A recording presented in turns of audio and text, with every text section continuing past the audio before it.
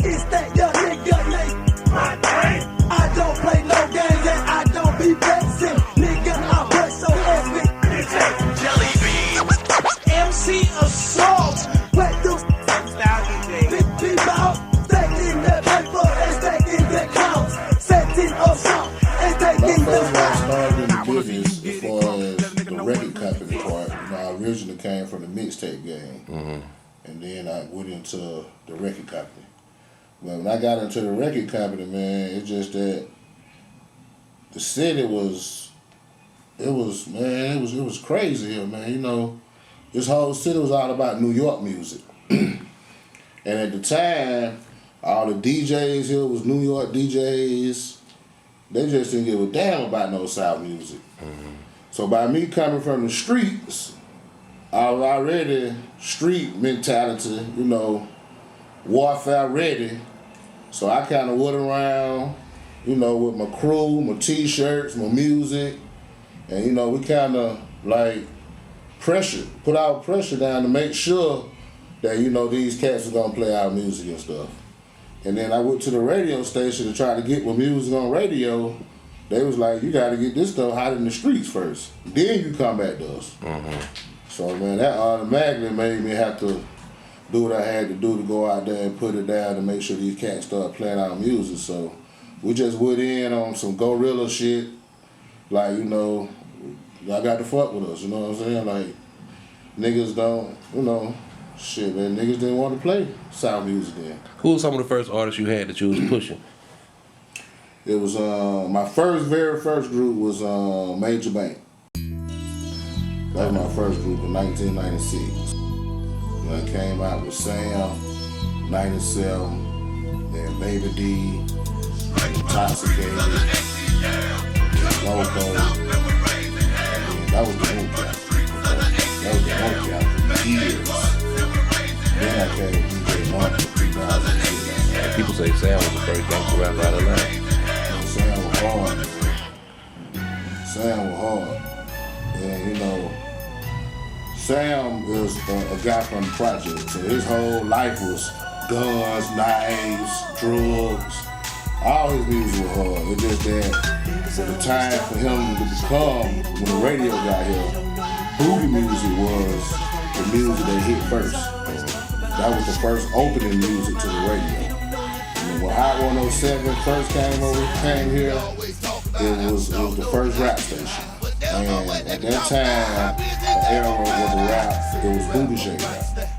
So that's how Sam, you know, he did booty shake, but he was original gangster music.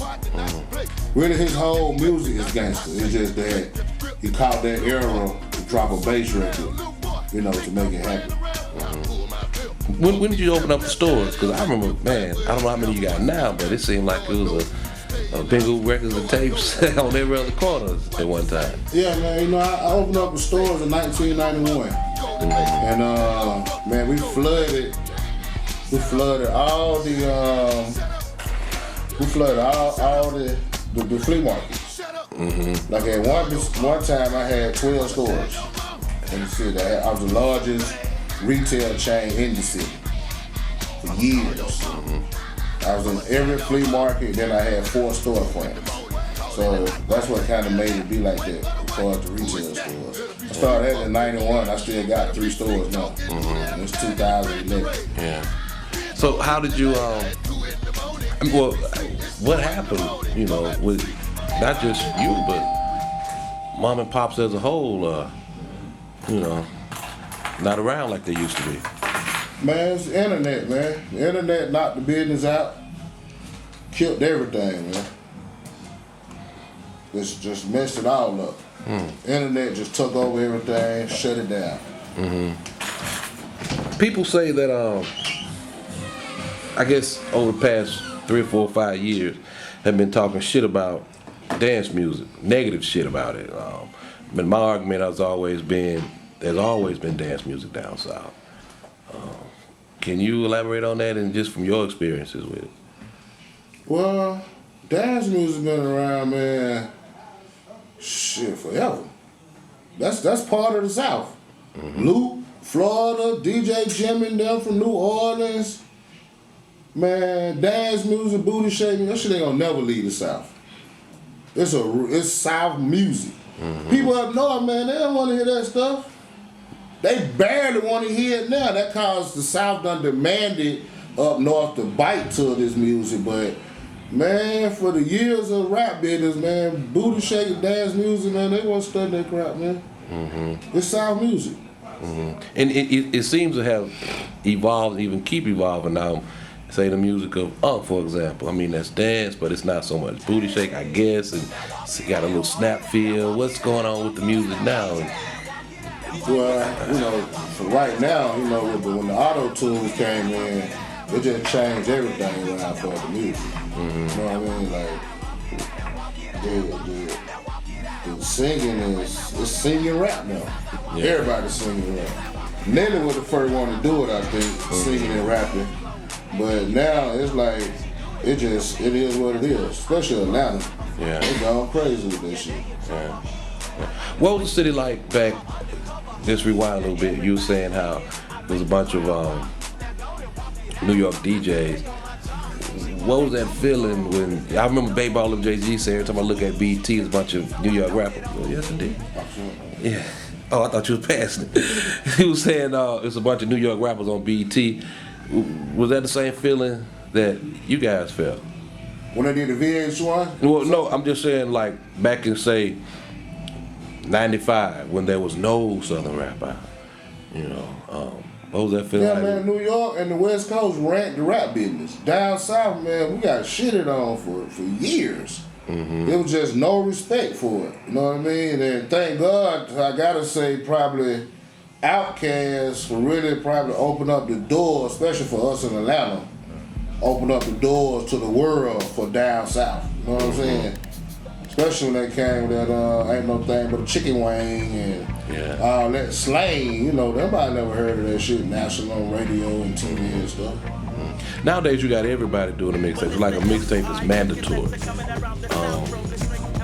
How do you feel about it? Because this is something that you started. Right. Do you feel like you started the mixtape game? I didn't start it. I didn't start it, but I'm part of the first generation of the mixtape game. Like when I first got started in '91, it was already a cat doing the mixtape. Ashley had the city on lock before I entered. Who was that? His name was Edward J and the J Team. Okay. You know, hand down, Edward J and the J Team. You know, I give it up, but y'all were the first one to do it. DJ Smurf, DJ Kids and Rock.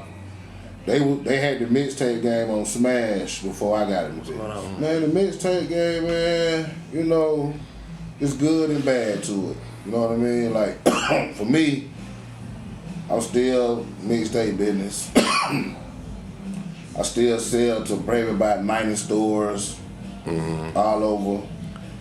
So, I gotta say, I still love the mixtape game, me personally. You know, it still pay a lot of bills for us. It still help us to grow. It still help us to get our music out in all these different states underground. It's still a promotion tool for us all over the country, underground. You know, like really, the internet and mixtape game, it is what it is right now to make you be what it, you know, that's all the way right now. You know what I mean? So, I love the mixtape. I'm still in.